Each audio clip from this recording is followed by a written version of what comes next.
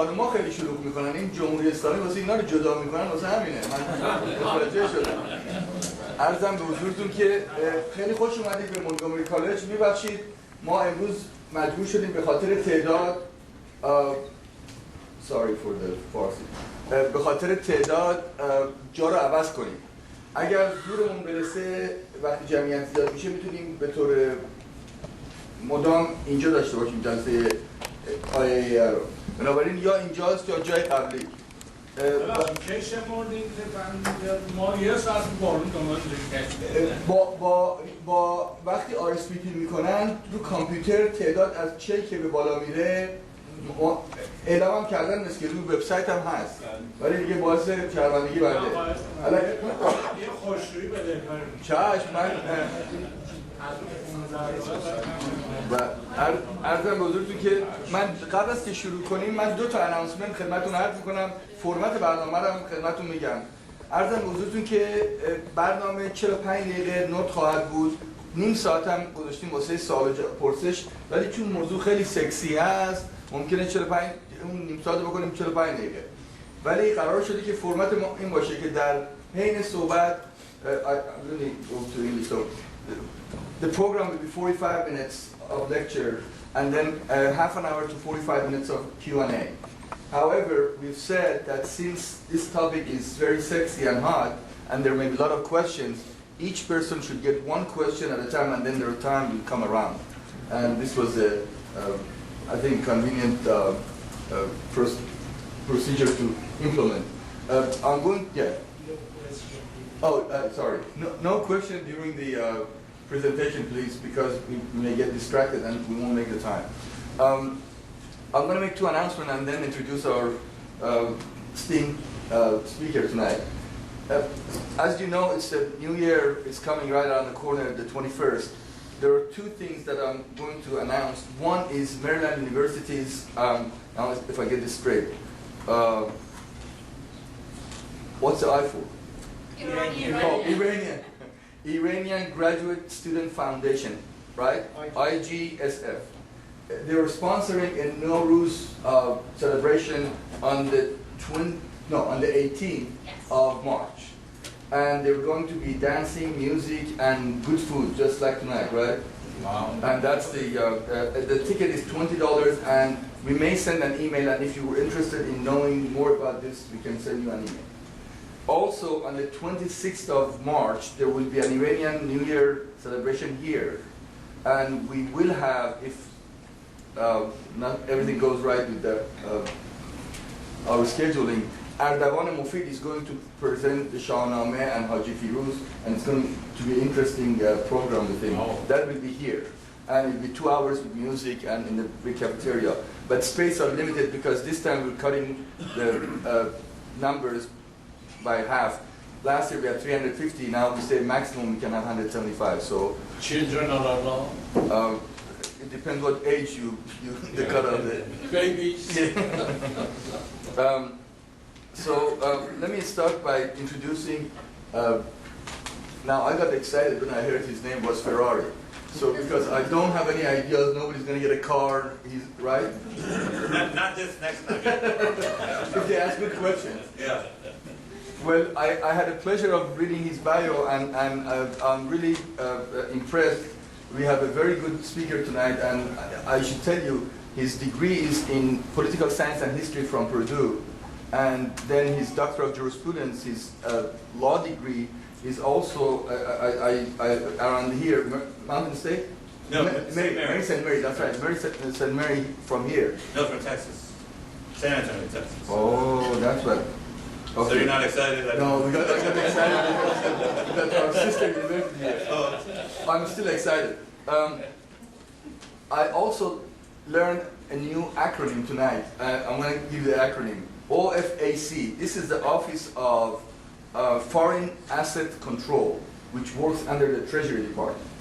And in essence, as you know, with the sanctions with the Iranian and other countries, this office is responsible for monitoring the do's and don'ts. And Erich presents a lot of cases about this type of client who basically have that type of issue. So it's a hot topic, as you know, and we are aware the ramification of the sanctions for both countries. And of course, European Union is significant. So it's going to be, I'm sure that it's going to be an excellent lecture, and we're going to have a lot of questions, I'm sure, for you. So, but also, Erich is a prolific writer and also apparently an interviewer. He's in demand with CNN and many different outlets, Time Magazine, Houston Chronicles, Computer World Magazine, weblogs, because of, of course, the Iranian topic and what is going on with Iran. So if you help me welcome Erich Ferrari, and then we'll go from there.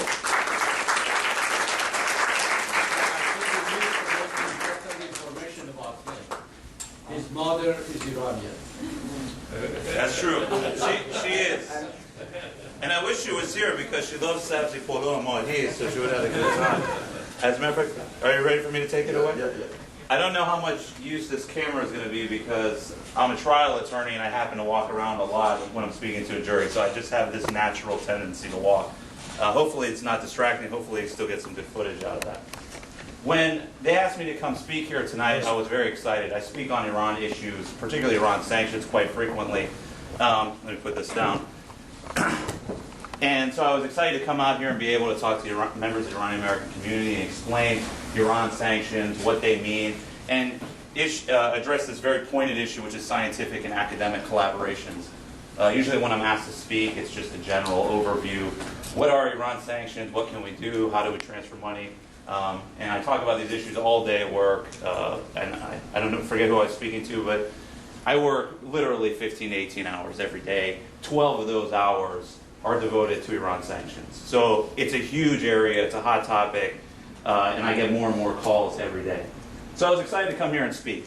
And then I had the sabzi polo and the mohi, and I was really glad I came. And then Zulbi and Zulbi Babiye, and I said, you know what, no matter what happens tonight, it's a success. Okay?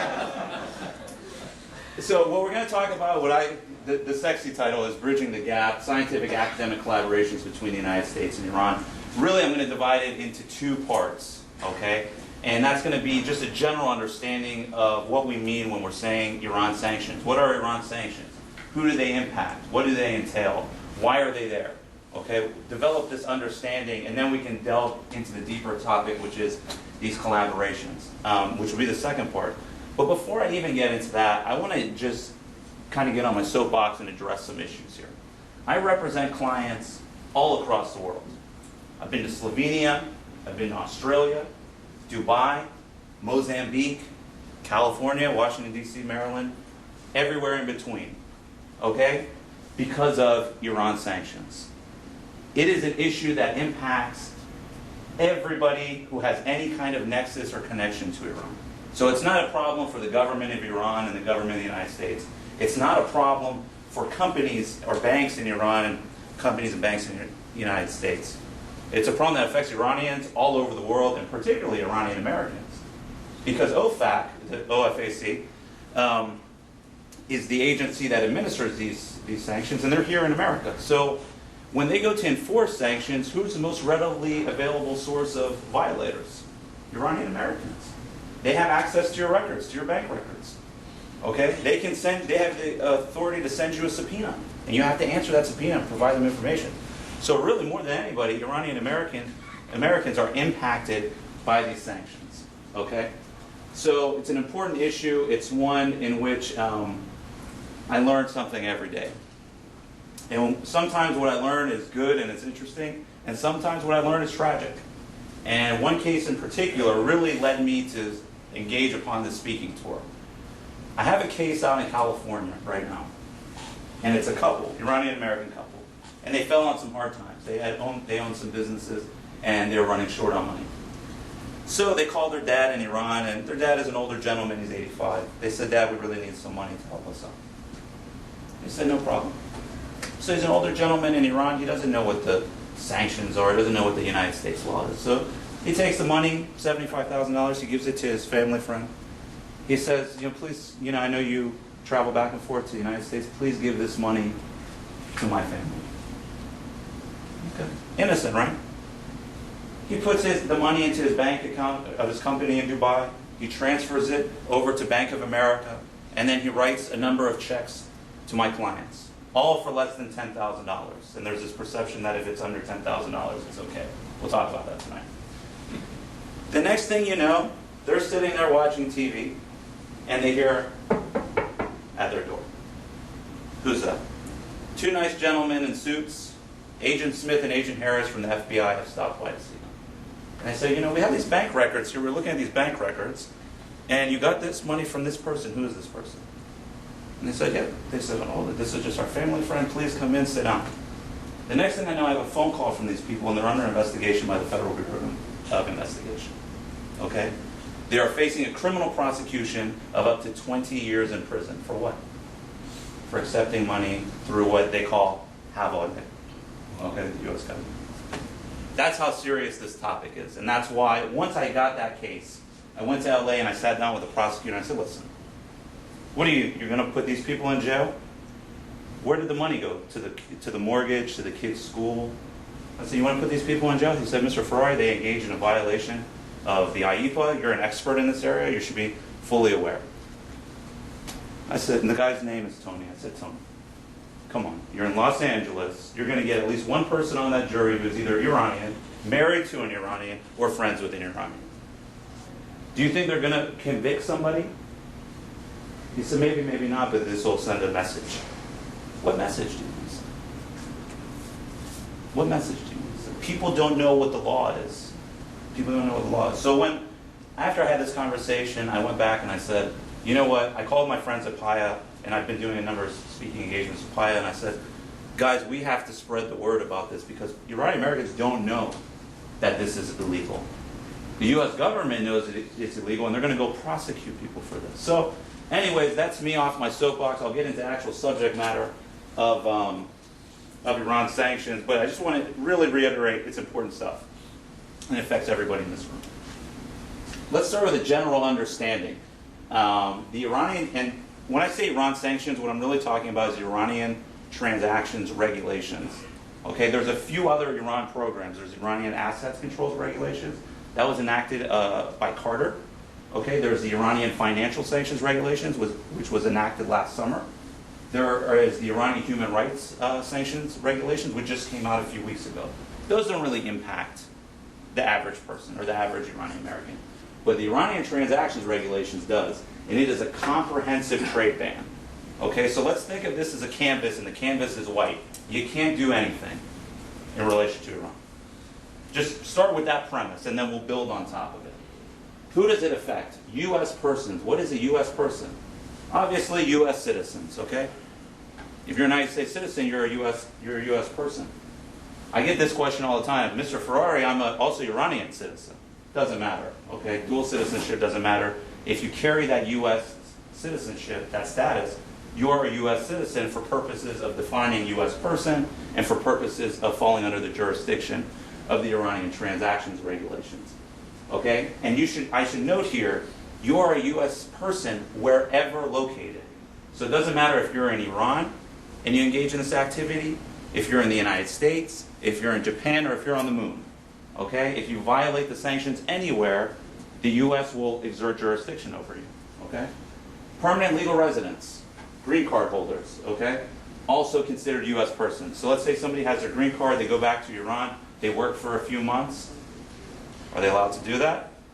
No. As a green card holder, they have U.S. has jurisdiction over you. Persons in the U.S. So let's say somebody is here just on a student visa, they export some digital cameras to Iran, also in violation. Here's the point of the story. The U.S. will find jurisdiction over you if they want to. Okay? So we have that premise there. No importation of goods or services from Iran. Okay, we know import ban, right? So you can't import in spark plugs from Iran. All right, no problem. But what does services mean? What does services mean? If you hire a lawyer in Iran to handle the probate of your deceased father's estate, are you importing a service? Yes, you are. Just by hiring that lawyer, you've now imported a service. Okay? You have to look really in the transaction, you look at where the benefit of the transaction is. Okay, so there is some benefit derived in Iran, and typically you would have a benefit in Iran if you hire a lawyer and that lawyer gets paid. Then you have a violation under the importation of goods or services. No exportation directly or indirectly of U.S. origin goods, services, or technology. Okay, so you can't export handheld cameras, laptops, anything like that to Iran, but also indirectly. What does indirectly mean? We have this concept, and I kind of throw these terms around, and please feel free at the end to ask questions about what do you mean by this or that. We have this concept of indirect export, or also called a re-exportation, all right, or a deemed export. We also call it the deemed export. And what that means, so if you are selling spark plugs, and you say, all right, I'm going to sell these spark plugs to my friend in Abu Dhabi, I know he's going to sell them to his contact in Iran. Is that a violation? You bet it is. It's an indirect export. If you knew, or you should have known, it's a violation, all right? And then this is what I like to call this term here, facilitation. I call this the 800-pound gorilla in the room, okay? What it says is allowing for prohibited transactions between foreign persons. So a U.S. person cannot engage in any activity that allows two foreign persons to carry out a transaction which would have been prohibited had the U.S. person been involved. Is your head spinning? Because mine is. What does that mean? Here's the example I always use. Your cousin Allie calls you and he says, hey, how are you doing? I want to buy some spark plugs from you. Are you still selling spark plugs? Ali John, yes I am, but you know that we have Iran sanctions. I can't export spark plugs to you. He goes, Yadam, right? I forgot. He said, you know what though? I know this guy Padvies in Germany. He sells spark plugs. Here's his phone number. He said, thank you. Padvies starts selling spark plugs to Ali. Padvies is a German national. Ali is Iranian national. Violation? Yes. You have violated Iran sanctions through the concept of facilitation. Are you guys getting the picture? How broad it is? It's incredibly broad. Back to this point, U.S. will find jurisdiction over you if they want to. Okay? Those are the main concepts. Now that I've scared everybody in the room, let me give you some good information so you can sleep tonight. All right? Authorizations under the sanctions programs. All is not lost. All right? There are certain categories in which you can transact with Iran, and there's a few different areas I want to speak about specifically. Exemptions. Everybody always gets this term mixed up with a license. An exemption is statutorily outside of the president's sanctions power. Okay? So Congress wrote a law in 1976 called the International Emergency Economic Powers Act. And it said the president has the authority to block, prohibit, freeze, so on and so forth, certain transactions in the event of a national emergency. Okay? So what the president has to do to invoke this power under International Emergency Economic Powers Act, or IAAP, is he has to issue an executive order. Okay? And he has to issue that executive order every year. And do you know that every president, and now I'm only speaking about Iranian transaction regulations, every president since President Clinton enacted this in 1995 has declared a national emergency in regards to Iran. Okay? To specific categories. Danger to shipping in the Persian Gulf, support of foreign terrorist organizations, proliferation of weapons of mass destruction, so on and so forth. However, Congress did carve out certain categories within the law itself, which said, all right, Mr. President, you can't do A, B, C, and D. All right, and these are related to information and informational materials, travel, so I know everybody breathed a sigh of relief. You can travel to Iran, no problem. So on and so forth. So those are the exemptions. The president can't do anything about those categories. You're fine there. Now we get into the licenses. And when I say licenses, people get general and specific mixed up all the time. What's a general license? What's a specific license? General license is an open-ended authorization. Okay, so OFAC has actually said, they said, all right, this category of activity, we're just going to say you're authorized to do it. All right, well, isn't that an exemption? No, it's not. Because OFAC at any time can say, we are going to rescind that authorization. And we saw it last summer when they rescinded the authorization to import into the United States certain Persian foodstuffs, carpets, pistachios, and If you're wondering why the price of Zedeshk has gone up so much, it's a result of the revocation of this general license, okay? Specific license is completely different. It's a case-by-case authorization. So you go to OFAC, and everybody thinks there's a form. You know, people call me, Mr. Ferrari, where's the OFAC specific license form? I want to apply for something. There's no form. It's a letter. You write a letter and you say, OFAC, this is who I am. This is what I want to do in regards to Iran. These are the people in Iran I'm going to be dealing with. These are the financial institutions that are going to process the transaction. Okay? Can I do this or not? And then you'll be surprised, about 85% of the time they say, yeah, you can do it. This is a system, and this is why I was speaking to some gentlemen earlier, and I said, everybody puts this under trade law. This is international trade. It's not. It is, but it's not. It's also national security law. It's intelligence gathering. Because what does the United States do? When you tell them this information, now they know who the players in Iran are. Now they know who's financing the transactions. Now they know who in the United States, not that they're spying on you, but they are definitely gathering intelligence, who is engaging in transactions with Iran. Okay? That's why I call it national security law. It's intelligence gathering. And then TISRA licenses. TISRA, you know, I really could have left this off, but I think it's important just so you don't see it and get confused. What TISRA is the Trade Sanctions Reform and Export Enhancement Act of 2000. So what Congress did is they saw that there was a major problem going on with the Iran program, that agricultural commodities, medicine, and medical devices, which these are for basic human needs, weren't able to get over to Iran because of the sanctions. So Congress wrote a law and they said, all right, these three categories, agricultural commodities, medicine, medical devices, we're going to allow OFAC to grant licenses, all right, for that category. So as long as you do things right under your TISRA license, it's going to get approved, all right? But it's only for those three categories. And it's, if you have a TISRA case, then I'm a big fan of yours because it's an online process and it's very easy to do. So these are your authorizations: exemptions, general license, specific license, TISRA license. What if you're not sure? And there's a lot of gray area here, okay? 3 weeks ago, I did a panel discussion that I organize every year for the Iranian-American Bar Association. We did it with Paya and with Venable Law Firm. And we brought 5 of my friends from OFAC, people who I routinely deal with in these cases. And I said, guys, you know, Iranian-American community has a lot of questions. Can you please come and let's answer these questions and try to help some people out? They said, sure, no problem. And then we get there and people stand up and they start asking questions and everybody's looking at each other. I don't know what the answer is. Well, aren't you guys the experts? We are the experts, but, and these are the people who actually implement the program, but the law was written in such a way to give them room to maneuver. Okay? So in one case, they might say, all right, in our interest, it's in our interest to grant this license here. But in another context, maybe it's not in the U.S. interest to grant the license. So they've kept everything ambiguous and made it very much a gray area on purpose. So they have room to maneuver given contemporary political situations in Iran.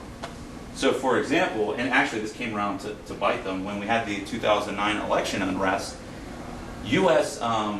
internet personal communication providers were prohibited from allowing Iranians to use their services. But a lot of these people who were engaged in the election unrest needed those services to disseminate information. So, of course, you know, the U.S. is very happy to see election unrest, obviously. And what happened was everybody at the State Department was like, okay, we need to do something, and OFAC is sitting there saying, our hands are tied, we can't do anything because this is what the law says. It took them from June until next March, so 9 months before they were, this is government 101, bureaucracy, all right? It took them 9 months before they were able to grant a general license, okay? So there are these kind of gray areas. You know, they didn't know, could they do it, could they squeeze it in a law? So what happens when you got a gray area? Request for interpretive guidance. This is my favorite thing to do. I love request for interpretive guidance. It's a fancy word for just saying you're asking for an opinion. It's not a license application. You're not saying, hey, I need an authorization to engage in this activity. Can you grant me the authorization? It's saying, I don't know what's going on here. Maybe this is allowed, maybe it's not, maybe I need a license. You tell me. So you're just asking for their opinion. And it gives you a great opportunity to clarify certain areas. Okay, so for somebody like me who deals with these different factual scenarios all the time, this is the best, because I can say, okay, what about in this case? Can we do this? If not, how about in this case? So it gives me kind of a formal way to communicate with OFAC. It gets you something on paper. And when I say something on paper, I always call this the insurance policy. So for example, and I'll get into this in a little bit, you're allowed to bring your money from Iran if it's part of an inheritance, okay? But the manner in which you bring that money could be problematic. So, you know, different people want to try different ways. Can I bring it through this bank in Turkey? What about this Sadoff Fee? Or, you know, what we know Havaleh is not allowed, but these different methods. So we say, okay, well, let's go and we'll find out, okay, from OFAC. And then you get that advisory opinion. And it's just like having insurance when the police pull you over. Because if they come to you later on, OFAC or the FBI or anybody, and they say, hey, let me ask you about these bank transactions. You can say, guys, I'm glad you stopped by. I actually already talked to Treasury about this. Here's my letter from them, and they said it's okay. And then they'll leave you alone. It's insurance policy. Here's what you should know. OFAC has a policy of not answering hypotheticals. Clients come to me all the time. They're like, Mr. Ferrari, I want to know about this, but I don't want them to know who I am or what I'm up to. That's understandable. You don't want the United States government in your business. Well, they know that. OFAC knows that too, so they just won't answer you. Or they'll give you an answer that's so general, you might as well have just read the law yourself, because it's basically identical to that. In my opinion, always a good idea to draft one before you do anything. Get the knowledge, really understand, because these laws are ambiguous, and there's a lot of gray area, and even someone like me looks at it every day, just doesn't know, okay? Always a good idea to draft one. What happens if it's too late? You're already violated the sanctions, okay? You sold your house in Iran last year, and you're a U.S. citizen. Yeah, no problem, it's your house. Wrong. You can't sell your house in Iran without an OFAC license. But Mr. Ferrari, I didn't know that. I know, nobody really knows it. That's why I'm here speaking to you guys, to educate. So what do? How do you get out of trouble? Voluntary self-disclosure. I must be crazy. I'm telling you to tell on yourself. Why would I ever tell you to do this? First of all, vastly reduces your possible penalty. Okay, so the way it works is that they'll look at the transaction, and then they'll determine the value of the transaction, and they'll come up with a base penalty. Okay, and from there they look at, I think it's about 12 different criteria to determine whether or not they're going to mitigate the penalty down. But if you voluntarily self-disclosed, okay, you get half automatically chopped off. All right, and then they mitigate down from that half. So you've just vastly reduced your penalty. Plus, it wipes the slate clean. Some of you in here might be thinking, oh shoot, I violated the sanctions. And you're going to be nervous, and I'm sorry I scared you, all right? There's a lot of other Iranian-Americans just like you in your position around the country. You wipe the slate clean, you get it off your chest, you're not dealing with the stress of what if they find out, is the FBI going to come to my door, is OFAC going to send me a letter, what's going to happen? A lot of the damage done in an investigation, a federal investigation, whether it's an administrative OFAC investigation or whether it's an FBI investigation, is actually the stress of not knowing what's going to happen to you. That's the hardest part for clients, is that fear. Okay? Wipe the slate clean. Be done with it. Let's move forward. Okay? And it provides for greater transparency and trust with OFAC. So a lot of times what happens is we'll have to do a VSD, a voluntary self-disclosure, and then we'll have to file for a specific license application. Okay? Well, OFAC trusts you now because they know you disclosed. You're not trying to hide anything. So they're going to look at all the representations you made in your application and say, okay, this person, disclosed to us, is trying to do the right things. I say, we go ahead and we grant the license. Not only that, remember, everything is viewed by a human. Okay? These are not viewed by computers who are just looking at mathematical formulas and algorithms to determine, okay, a penalty. So you're going to play into that human bias. All right, this guy voluntarily self-disclosed, is trying to do the right things. Let's reduce that penalty even further. Trust me, it's the right way to go. Okay? And again, let me reiterate the point, the stress of not knowing. This is my favorite slide, because I always get this question, who cares? Okay, I violated OFAC, so what? What does that mean? Iranian-Americans engage in these transactions all the time. If I had a nickel for every time I hear this phrase, I wouldn't be here, I would be in the south of France on a boat, suntanning. I know Iranian-Americans break the OFAC regulations all the time. Unfortunately, OFAC knows it too, and that's why they're aggressively pursuing investigations in this area. Just because everybody else does it doesn't mean you should do it, because the penalties are severe. I talked about investigations, OFAC versus FBI. Okay, so what's the difference? OFAC is an administrative agency, all right? The FBI is a law enforcement agency, is part of the Department of Justice. So how do you know? OFAC investigation, FBI investigation. OFAC, you'll open up your mail, you get this nice letter, it says Department of Treasury, administrative subpoena, asks you some questions, please respond within 30 days. You got to be honest and you can't mislead, because if you lie or mislead, you go to jail for 5 years for violation of 18 U.S.C. 1001, false statement. So you got to be honest. Okay, but all you're doing is answering a letter, so you're writing a letter back. That's not too hard, right? You don't want to do it, but it's not too hard. FBI, you're going to find yourself in that situation that my clients were in, where you have two agents knocking at your door, where they're trying to get you to come into the U.S. Attorney's Office and sit down with a prosecutor, where they're trying to get you to put a wire on yourself when you go to a mehmuni to bust the guy who gave you the money. That's the position you don't want to be in at all right? That's the scary one, okay? So the stress of both is bad. What kind of penalties are we talking? It's civil fines, up to $250,000 per transaction. $250,000 per transaction.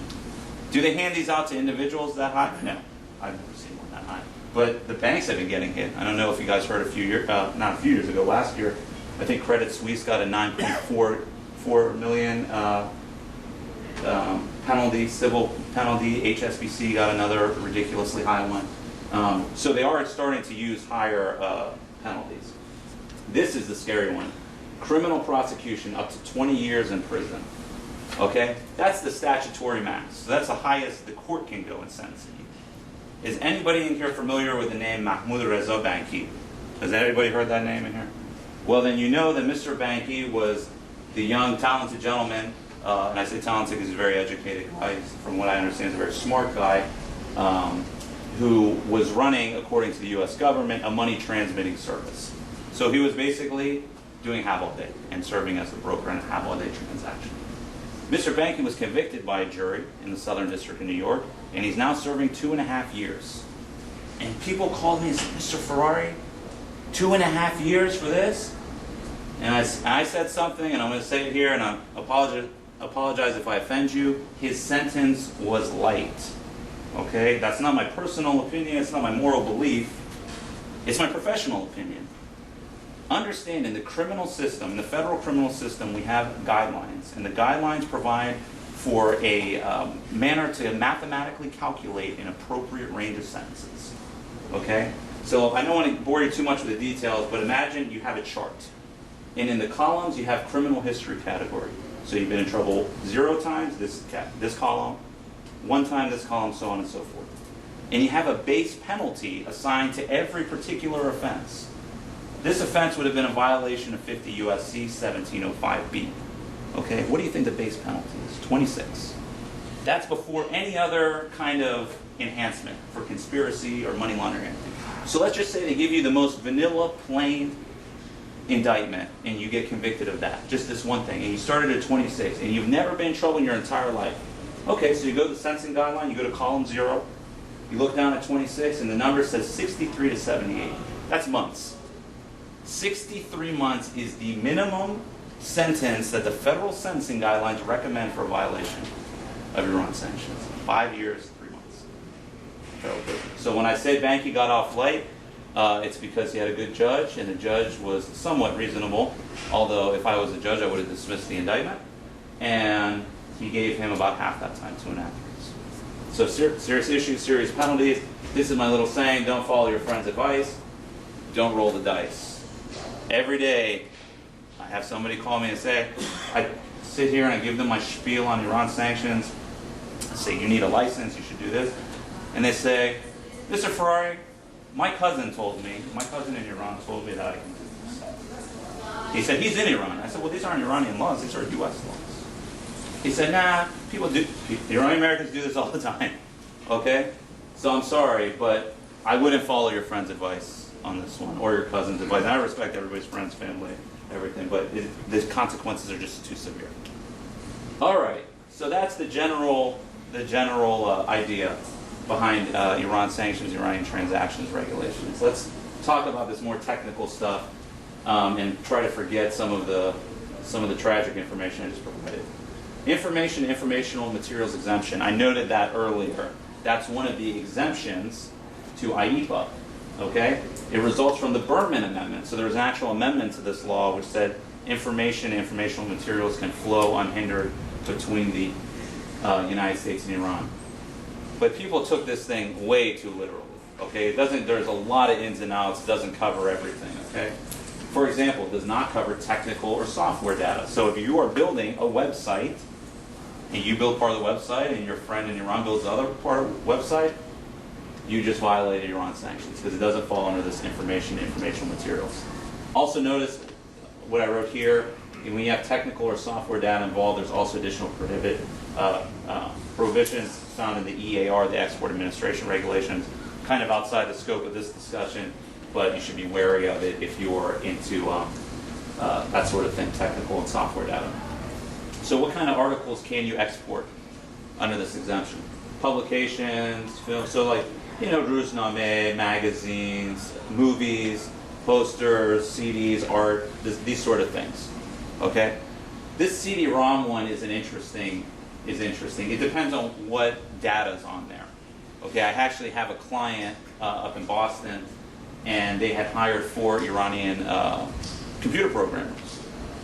And they were receiving the information, the coding on CD-ROMs and these different mediums.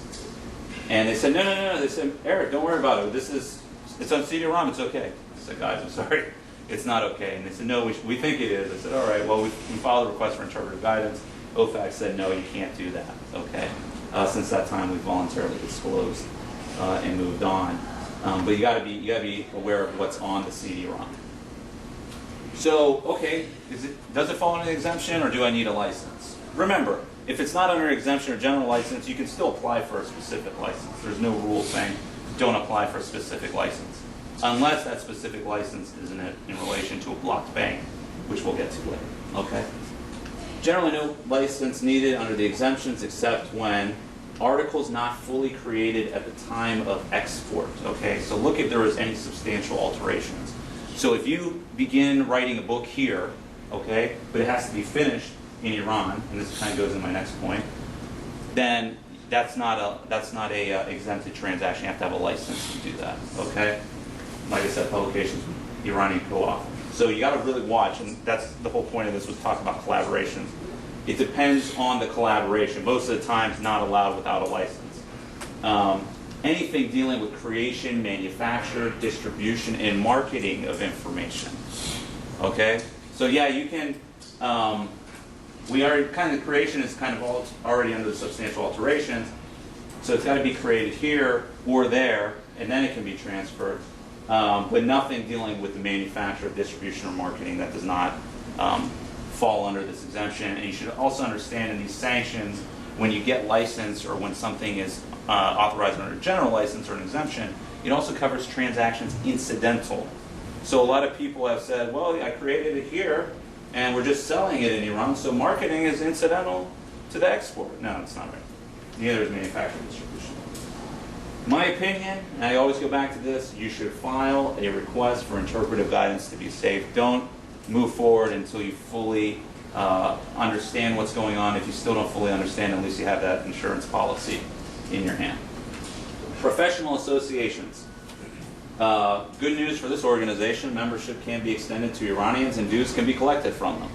All right, so we should see membership go through the roof. Maybe we'll start doing webinars. However, services cannot be provided to these members. So I guess they luck out, you get the money, and they get the title of being part of the organization. Remember also, you can't work at the behest of an Iranian entity. So somebody, let's say we have a fictional association, Tehran Engineers Association, and they say we want to set up a chapter in DC. You can't do that, okay? Because now you're working at the behest, or somebody in Iran is directing you to engage in a certain type of activity. So you could, as I said, you can't open up a chapter of Iranian Professional Association. Educational materials is an interesting one because the exemption does extend to the sale, distribution of publications concerning certification, eligibility requirements, education requirements, examination information. So if somebody calls you and they say, hey, you might have saw this Mr. Ferrari guy, right?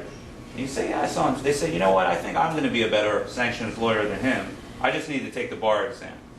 Can you send me the material for the bar exam? Yeah, you can. You can send that stuff over to them, or they can buy the materials to take the bar exam, dental exam, whatever kind of exam in Iran. However, you can't create and sell such materials strictly for an Iranian company or person at their request without a license. So these materials already have to be in existence. Okay, you can't say, all right, we're going to make a special book just for Iranian students or an Iranian company. That's unless you have a license.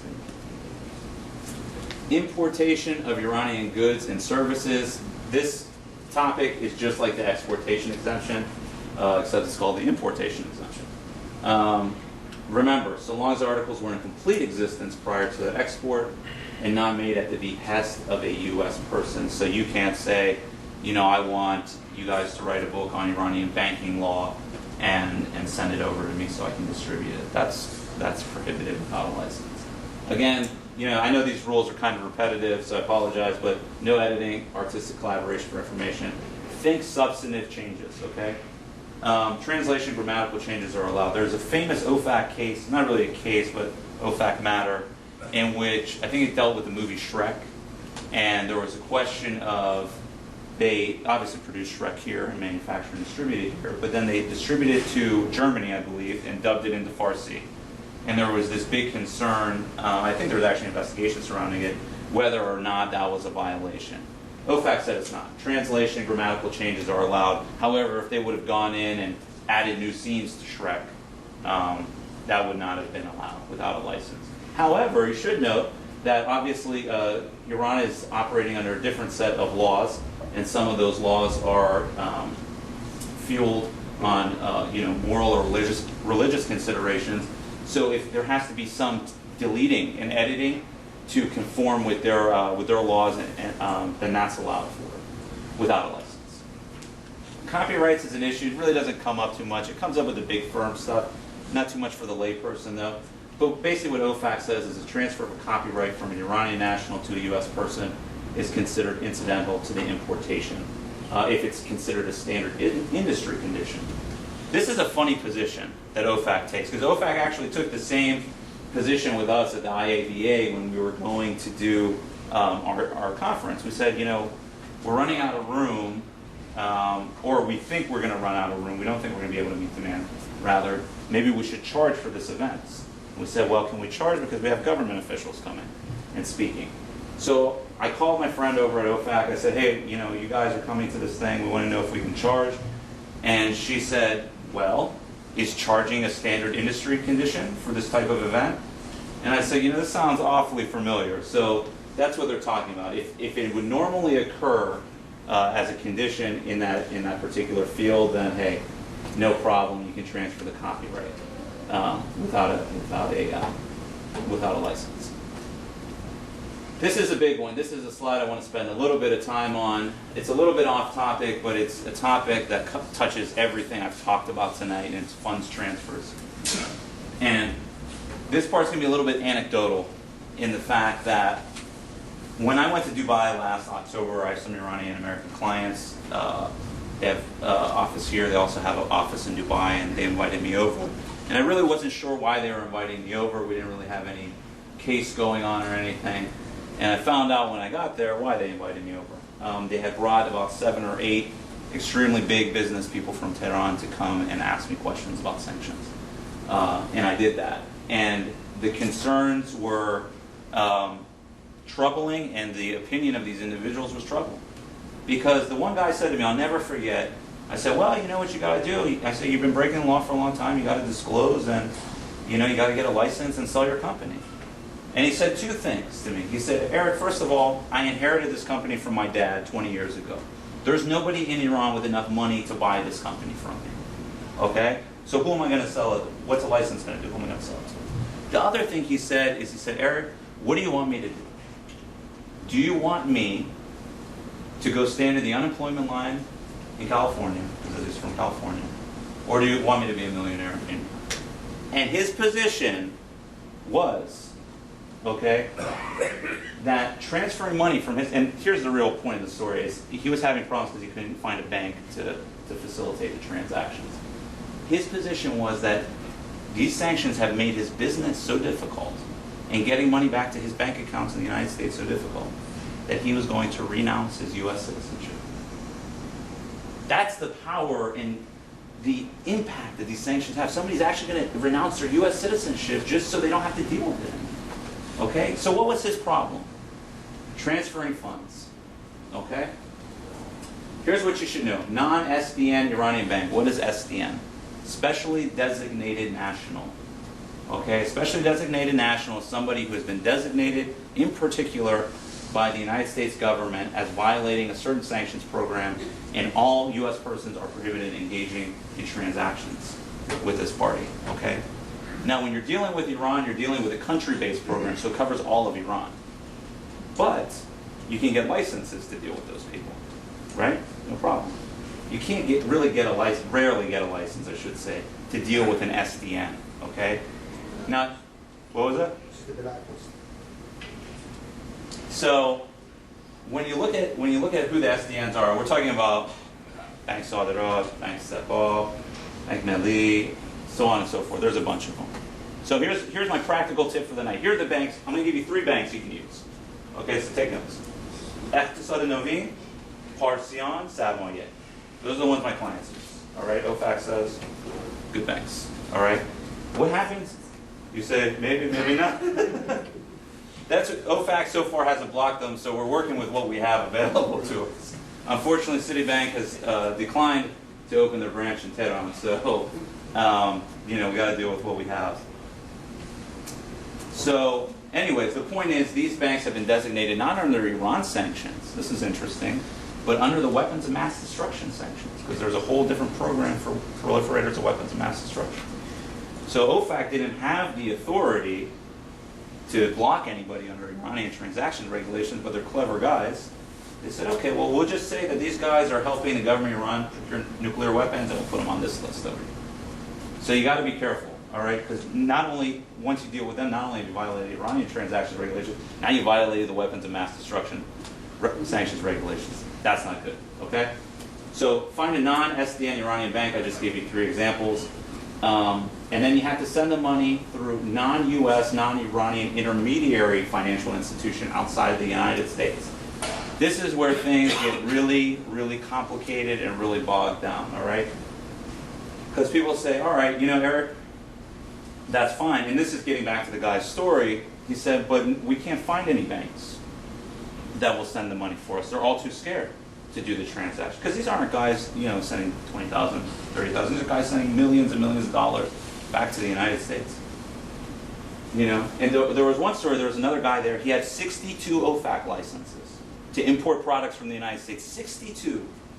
And I said, please fire your attorneys and hire me today because you will be my only client. If I had you, I wouldn't need anybody else. 62 OFAC licenses, and he couldn't import one product because no bank would send the money over to the United States company. He had spent all that money on attorney's fees getting these licenses all that time, and there was no bank, okay? So this is the problem, right? But you do have to send it through a non-Iranian, non-U.S. intermediary institution. So people have turned to using Sadoff Fees, okay? And I get this question, I just got it this morning. I had a lively email discussion with somebody, and they said, well, Havaleh is Sadoff. You can make that argument, I guess. Here's what the United States government, what OFAC says about Havaleh, okay, and why Sadoff is different. They look at Sadoff Fee as just an exchange house or a money transmitter. Okay, so an actual brick and mortar institution which money comes into, they exchange the money for you and then they give it back to you. Havaleh is if, I give some money to this guy in Iran and then he calls his friend over here in Washington and says, okay, give, $5,000 to that guy. All right? There's no bank, there's no money institution, there's no store or building involved in this transaction. So OFAC is like, well, if we let people do this, then we're never going to be able to track what's going on. And people are just going to be able to send money however they want. So OFAC promulgated a regulation, 31 CFR 560.516. And it says that non-commercial family remittances, okay, and that's a big term. Basically what it means, if you're getting money that's not tied to a commercial transaction, you can bring it in, but it has to come through a U.S. depository institution, okay? So again, inheritance.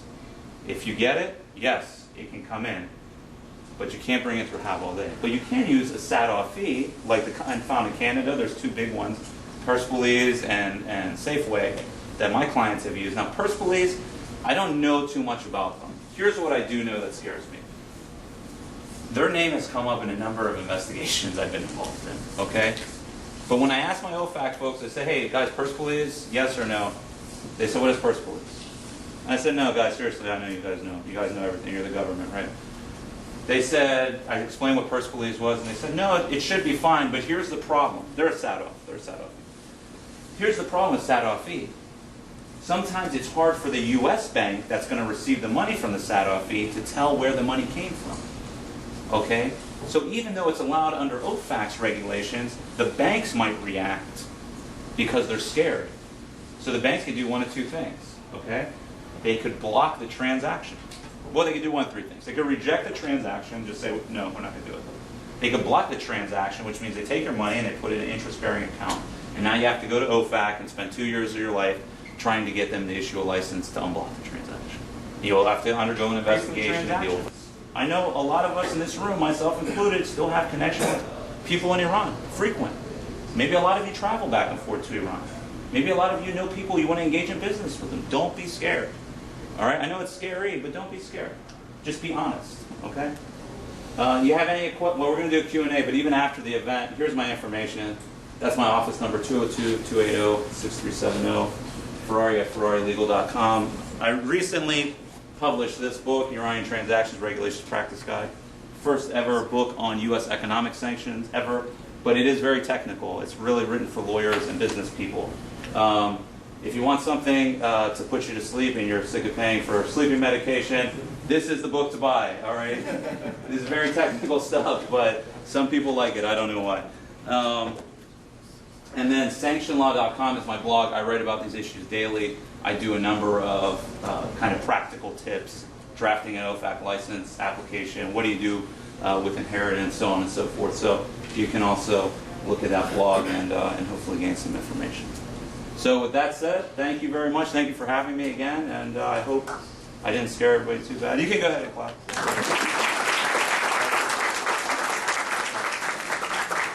So do you just want to do Q&A now? Yeah, you be in charge of it because I'm getting into trouble already. My friend here, how are you? Yes, I'm doing great. Thank you very much for a fantastic presentation. Thank you, I appreciate it. The most alarming of all Uh-huh. was co-authoring publications with Iranians. I Yeah. have many graduate students from Iran, and we publish, and they're co-authors. Sometimes I'm co-authoring on their publications. Mm-hmm. Do I need to file Specific license, I would. I mean, it depends on, look at what alterations they're making. I mean, are they just looking and editing and site checking on your stuff, or they're actually writing material in there? These are research Stuff. So we worked together, Right. and we came up with some results, and we published And them. publish it. Now, did you do it while they were in the U.S. or Yes. while they were in Iran? No, they're here. Okay, well, if they're in the U.S., you're fine. Okay? If they're a U.S. in the U.S., remember, U.S. persons in the United States. Now, you're not barred from engaging in transactions with somebody who lives in Iran but is here on a visa. Okay? There's only a very small. There's a small clarification.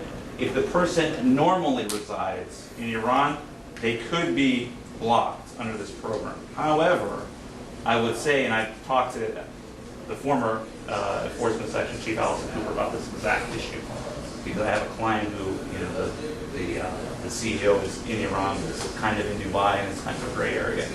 She said, look, unless it's like somebody who came to the United States just to write this paper and then went right back to Iran, we're not going to go after them. Okay. If they're just an Iranian, I mean, hey, they're here in the United States, they have to write the research paper. You gave them a student visa, you know. So I think you might be all right there, but if you want to talk in greater detail about it, I'd be happy to. May I have a follow-up on this, or you count as a second question? This is the guy who writes the rules. He's OFAC. I'm just the lawyer. No follow-up. No follow-up. All right, sorry. I'll wait. You have to get a license for the follow-up. Yes, sir. Yeah, I just like to make a question on kind of extreme case. Okay. If you have anything in Iran, forget about it. Don't go to Iran and don't make any transaction with Iran. Is that okay? I mean, just, is that the... If you don't do anything with Iran, sure, you're okay. Yeah, but if you do that, I'm out of a job, so. My comment is that since the U.S. government cannot do anything to that guys, you know, Ahmadinejad Yeah. or whatever over there, Yeah. so we have a proverb in Farsi, I don't know how to translate it for you. It said, دستت چو نمیرسد به بانو دریاب کنیز مطرحی. Since they can't do anything about them, Yeah. and we are sitting here innocent, you know, and clean Iranian-American, Yeah. then they're putting all this pressure on us. I know. Dr. Mr. Girardi, that was a question. My question was that if I have anything in Iran, I forget about it. If I don't go to Iran and I don't make any transactions, that's the end of the story, right? Yeah, you're fine from that perspective. Yeah. But how about talking to my sister or my nephew? No, that's information and informational material. That's information. You're okay talking. Communications are allowed. How are you? I mean, Sure. You can look at pictures of Iran. You can think about Iran if you want to. It's fine. well, I'm fine. You're okay. In the back. Thank you. Somebody is teaching in a university here, and he or she is funded with government grants. And From Iran. No, he's working in a university here, Okay. and he's doing research, and he's funded by U.S. government funds, grants, and in the summer he wants to go back to Iran to see the family, and he wants to have a talk with the university to talk about his research. Is it okay, or is there a problem? Here's what I think on that question. Obviously, going to Iran is unless for this gentleman is okay. Yeah, so he's okay. They're going to look at, is he going there just to give the talk, or he's just going to see his family, okay? So if he's just going to see his family and then he gets invited to speak, as long as they're not paying him or compensating him, there's no transaction. Remember, this is the Iranian transactions regulations, okay? So no transactions, there's no regulations, in my opinion. Okay, so if he's not being paid or compensated in some manner, and he's not creating a presentation at the behest or at the direction of the Iranian university, for example, he should be fine. That person should be fine. Please. As it's sequel to Dr. Shiraz's comment, there is this 8th Amendment to the Constitution that bars the federal government from imposing unusual punishment. Punishment. Can someone fight back if something like that happens? That they say, okay, you're a U.S. person, you're dealing with your family in Iran, and you're kind of moving money back and forth. Can you fight back based on that amendment? Well, Unusual punishment. You look at the 8th Amendment and a constitutional challenge. First, you got a couple of problems, okay? You got to be in the U.S., you have to have standing, all right? For this sanctions program, that's all right, it's easy. For some of my other ones I deal with, it's not. So, okay, you have standing to go into court. Now, what can you argue? You can argue whatever you want. You can go in there and say that, the sky is red, and that's why there should be Iran sanctions. So you can make whatever argument you want, and I understand where you're coming from. Here's what the government is going to argue. These actions, okay, it's not a criminal punishment. It's an administrative punishment. So you have to look at what is the burden of proof to overturn an agency's action. Okay, this is why they do this stuff through OFAC and not through somebody else. Okay, because when you look at OFAC, they're an administrative agency, so the standard falls under this law called the Administrative Procedures Act, and the standard there says their action had to be arbitrary and capricious, which means, here's the layman's term, their actions was so crazy and so erratic that it has to be overturned. Okay, so that's part one. You're dealing with this highly elevated burden of proof.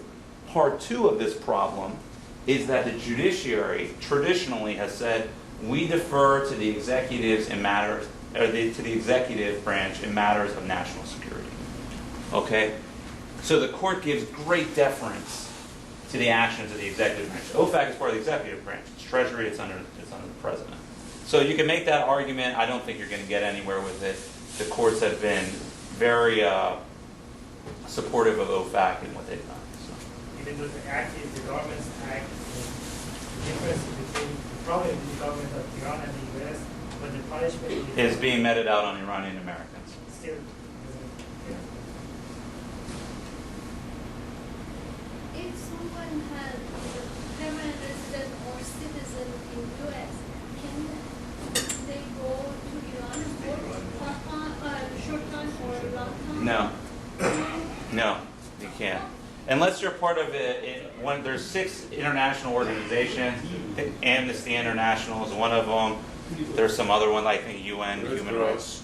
Red Cross. Yeah, so there's this exemption for these certain organizations, but if you're not working for them, you can't because you're engaged in export of service. Can you lose the residency here?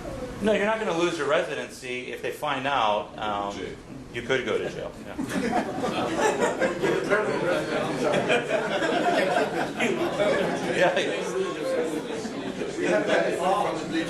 Okay. So regarding the authorization and licenses, you mentioned at the beginning, this TSRA, Yeah. which were licenses for agriculture, medicine, and medical devices. Does that pertain to the professional in medicine, or meaning that it can actually work, or is it only commodities? It's just commodities. You're only dealing with commodities. So, and even certain of these commodities might not be allowed. Okay, so there's actually, for the agricultural commodities, it's a little bit easier because there's a list that's administered by the Foreign Agricultural Service, which kind of gives you an idea of what kind of products, and it's pretty wide ranging. Medical devices are a little bit different. You have to play around with the Export Administration regulations and start looking at Bureau of Industry and Security, which is at Commerce, and their regulations, because there's a lot of crossover once you get. Please, I know you've had your hand up. Yes, sir. I have a question. Imagine this case that I'm traveling back to Iran and I got some money in cash, considerable amount of money. And I come here and I know that when I went into the U.S., I have to declare the money if it's more than $10,000. I do declare the money, I go to my banking account, I deposit the money in my account, and later on I'm going to buy something with that, like a property. Does that still... Well, let's take it step by step, because this came up before. And OFAC's response, it came up in the panel discussion. It's a good question here. Oh, I'm going to get on. No, it's not particularly good. Can I address this one and then we'll get to that one? So OFAC said file a request for interpretive guidance because they really know the answer. Because the person said, why can't I just bring cash? I bring a suitcase of cash into the United States. And they said, well, customs. Okay, well, customs doesn't find out. Let's just talk about sanctions. And they said, we don't really know. From my reading of the regulations, okay, U.S. depository institution has to receive that money into the United States, or it's not allowed, okay? Now, are they really receiving that money into the United States? I guess, because the first place it's coming is through you into the account. Maybe. You can make an argument. However, let's say this example. You give the money to your friend to bring it to the United States. OFAC would look at you as that friend as providing a service to you, and they would look at you as facilitating that service. So it's very fact specific, okay? In a scenario like that, request for interpretive guidance. There's real no, even they said so themselves. So. What was the question? Oh yeah, I can repeat the question. The question was, what if I bring over a certain amount of money in cash, okay, in my bag from Iran, and then I just deposit it into a U.S. bank account? Is that allowed? And again, that's something you're just going to have to. There's a limitation. What is the $10,000? There's, yeah, you have to declare the amount. I think I know the answer. You more understand the answer. But if you owe someone money in Iran, like thousands of amounts, he comes here to visit you, and you give it to him in dollars. And What? you've given him dollars, and essentially it's been a transfer of dollars to real indirectly because you owe him. He comes here to give it to you. I will send it here. Sure. That's murder. Well, I think so, because look at why do you owe money? Well, he's done things for you. And Provide a service. well, no, I mean, he's a cousin. And you just want to give it to him? And I'm just giving you a scenario. You owe him money, and he comes here, it's like $1,000. Yeah. Yeah, I couldn't say, sorry, I mean, I can't give it to you. No, I mean, here's how OFAC would look at it. If I was OFAC, they would say, okay, what's the transaction underlying it? Okay. So if you're just saying I just gave it to my cousin, or I promised it to him, or whatever, then you're fine. Okay. But if it was somebody who had performed some service for you in Iran, maybe they watched after your dad. Your dad was ill or something. They watched over your dad, even as innocuous and as innocent as that seems. OFAC might say, okay, well, you're giving him that money because he did that certain thing for you. That's a service. They can get you anyway. If they want to get you, if they don't like what you did, that's my whole point, is they can get you. Okay, question in the back? How do they find out? That's a very good question. I should have put that. Could you repeat the question? Sure. How do they find out if you were engaged in Havale? Okay, whether you were a broker, or whether you were a recipient, beneficiary. This is an excellent question because people always say they're never going to find out. Here's how they find out, okay? One, you go to your bank and you deposit a large amount of money, and the bank says, who's this person with an Iranian name depositing $10,000 cash into this bank account? Suspicious activity report gets fired off, okay? Or if you get that money transmission from a Canadian Sadoff Fee, for example, and they say, I don't know about this suspicious activity report, okay? That's one way. Other ways, you guys are going to love this one, anonymous tip. If somebody doesn't like you, they can call OFAC, and they can say, Mr. Shirazi is a Havale broker. My name has changed to Sahani.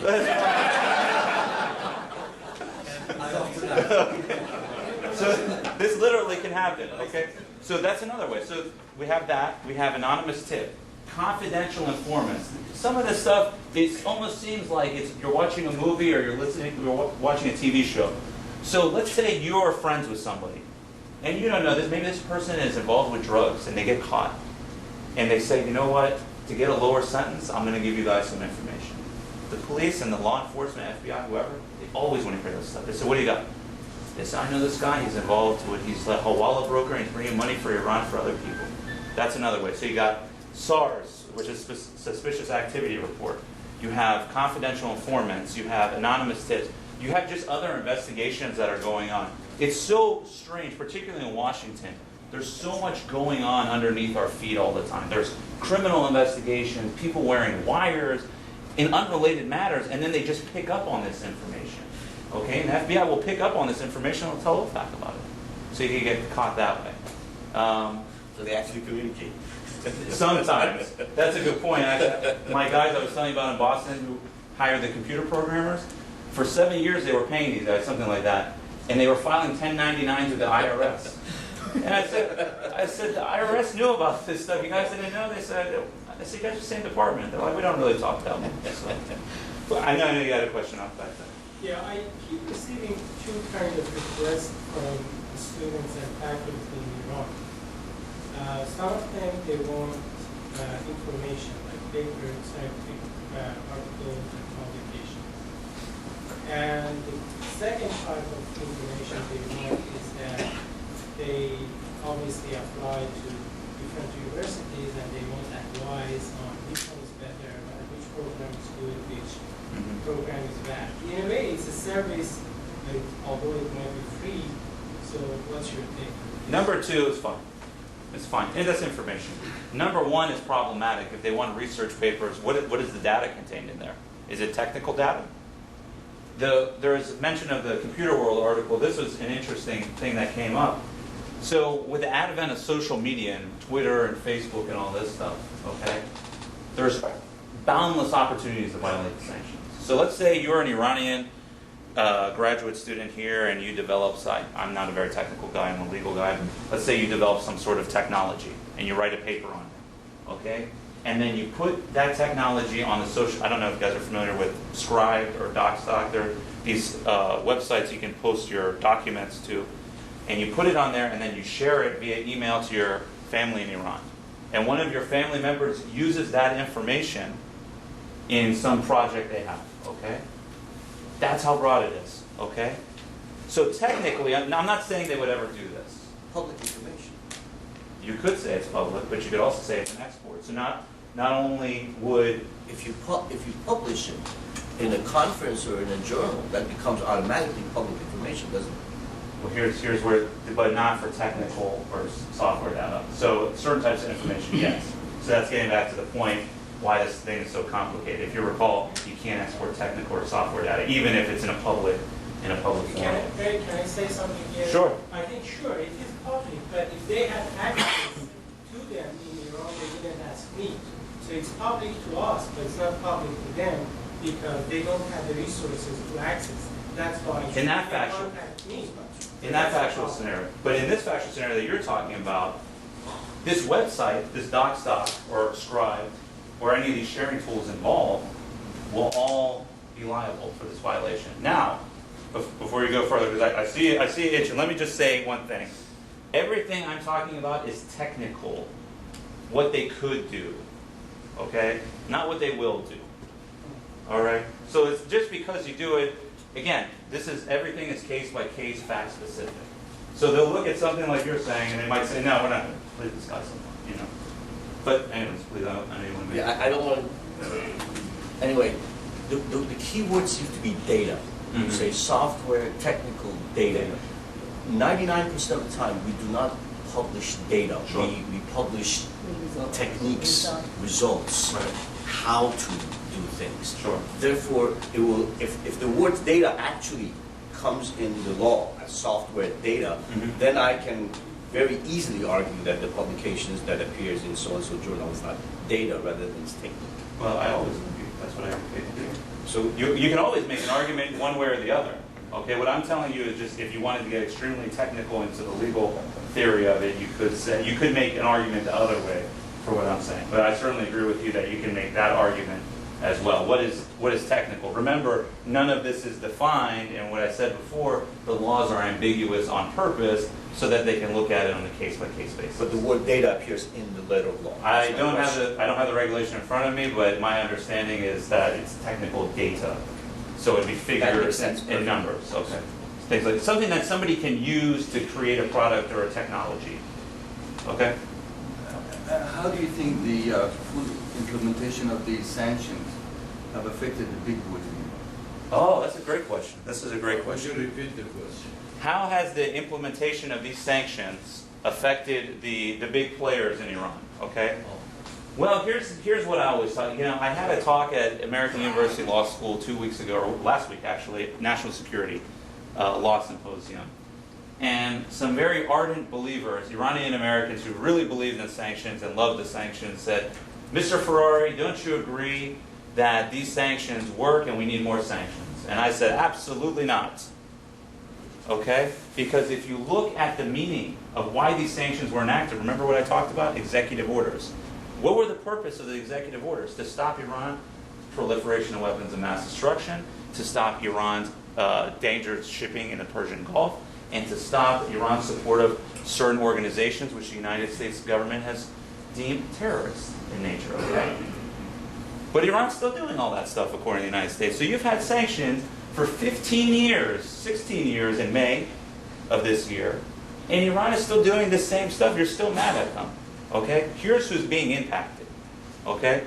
Obviously, Iranian-Americans, as we've discussed. Business people in Iran. Private business. Okay? When I went to Dubai and I sat down with these guys, the tone of that conversation was so grim. They said, look, you know, our families built these businesses. Our businesses are being decimated because we can't get goods. Banks won't deal with us because we're in Iran. What do we have to do with any of this? So again, everything in life is cost versus benefit. Okay? What is the cost? Okay? You are impacting the U.S. economy. Iran is a rich country. Iran is an innovative country. Iranian-Americans are an innovative people. We start businesses.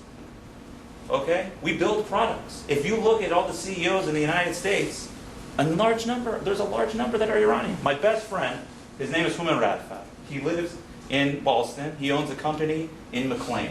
Okay? He services 1 billion people a month with his products. Iranian-American. The guys who are behind PayPal, I believe he told me, Iranian-American. If you look at all these big companies, Iranians are innovative people. Why are we closing the doors to them? Okay? Take some other action against the government.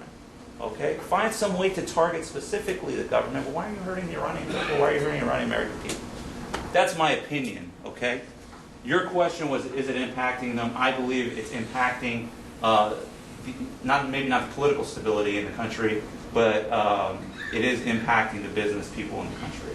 Okay? And my theory is actually the reverse, that if you let, and I don't want to get too political for change or not for change. I'm a U.S. citizen. I was born here. I've never even been to Iran. So in my personal opinion, really it's not my business to say what government should be there or not, okay? But from a U.S. perspective, they obviously want the government gone, okay? If you open up the doors and you let people transact and you let money flow in and out and you let information and ideas and these sort of things, cultural exchanges occur, then perhaps you would actually be facilitating whatever change in that country, okay? If you keep shutting the door, who do the Iranian people have to turn to at the end of the day? Nobody can do business with them. Nobody can talk to them. Like you say, you don't talk to anybody. You don't go anywhere. You don't do anything.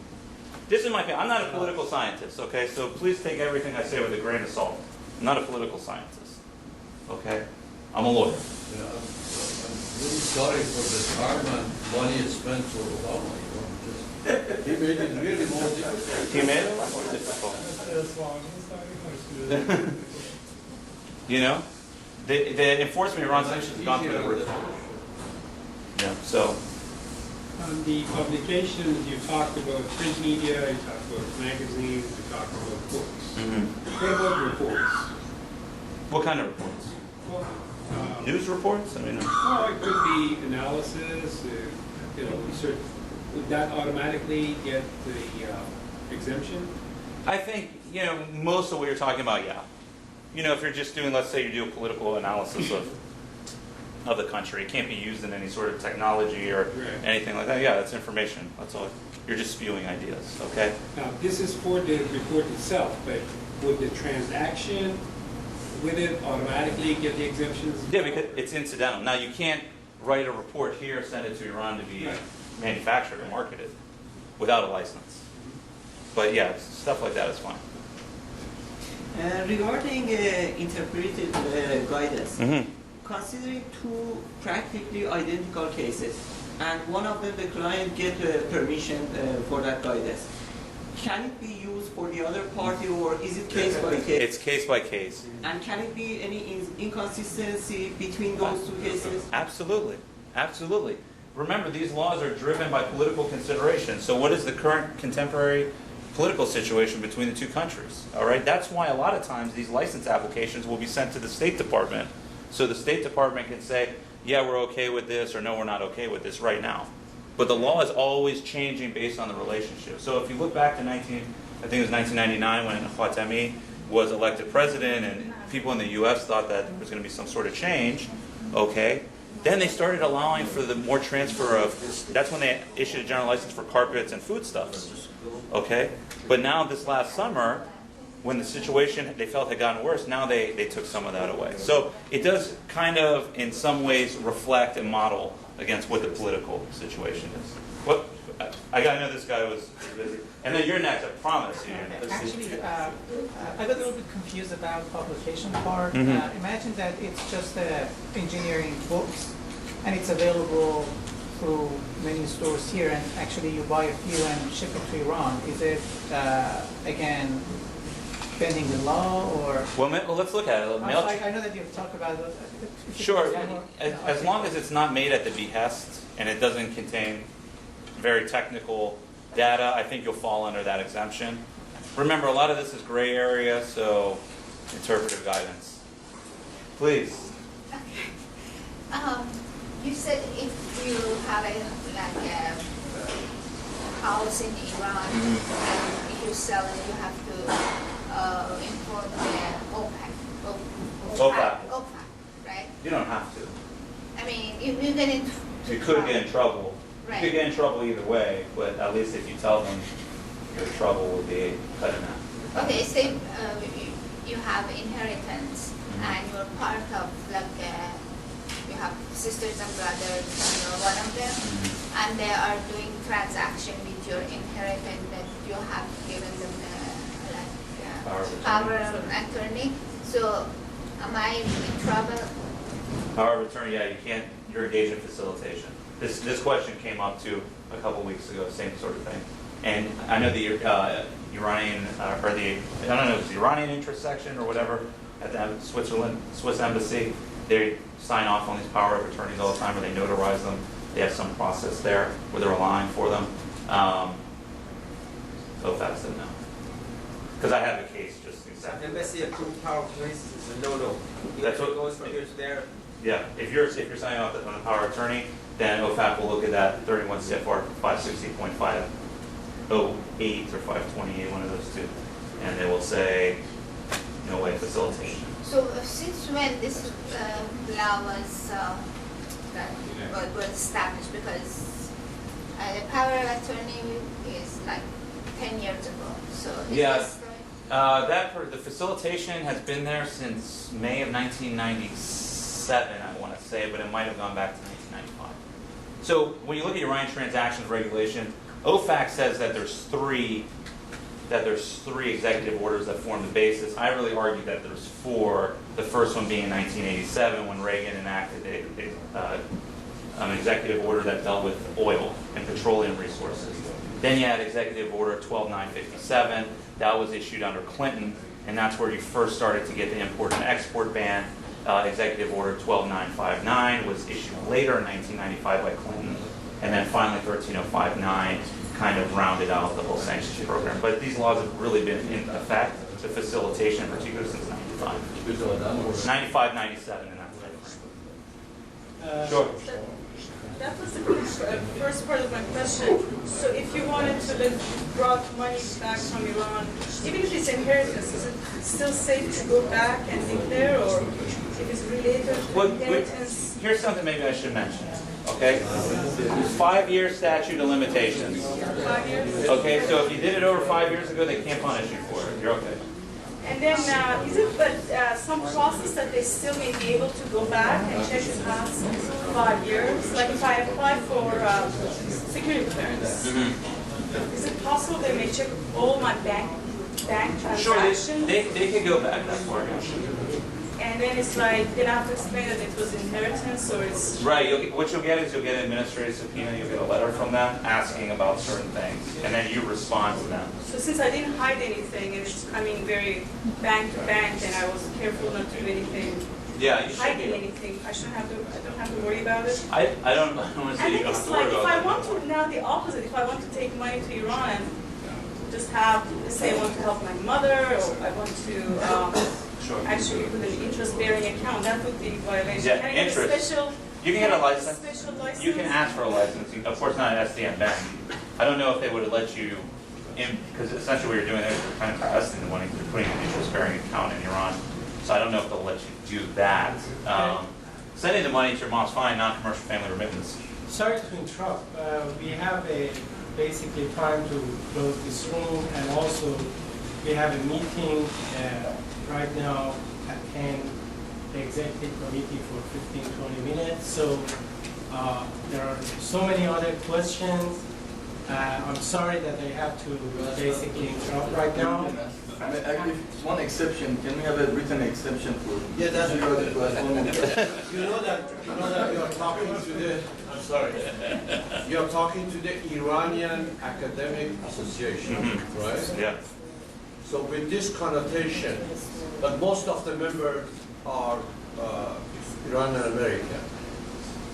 But with this connotation that the name is Iranian-American Association, if I give a check, just help them, because they have help with the scholarship and things like that. So is there any complication? No, there shouldn't be. There's no legal complications. Every now and then I will hear a story about just some stupid bank officer who sees Iran and freaks out and won't do the transaction. But legally, there's nothing wrong with that. This is a U.S. entity. Would it not better just to change the name? to the S1E Academic Association? Actually, it's very interesting that you asked this question, because you have been involved for the last 2 years we've been thinking about changing the name and making Iranian-American Academic and Professional Association, because most of people who come here actually are professionals. There are very few faculty members here. Most of the people here are professionals, engineers, lawyers, other type of people. And so the word Iranian-American actually will be enforced very soon in the website. Thank you for asking. So I want to thank you, Eric. Hold on, let me 1 second. We've had some wonderful lectures in IAA. And every time, like last month, that I thought we could not top this lecture, then it comes someone like Eric that tops every other lecture that we've had so far. So we really appreciate it. Thank you so much. Thank you, that was very nice. Thank you.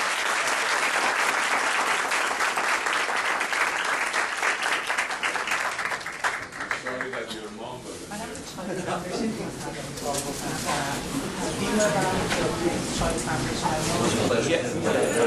Yes, I actually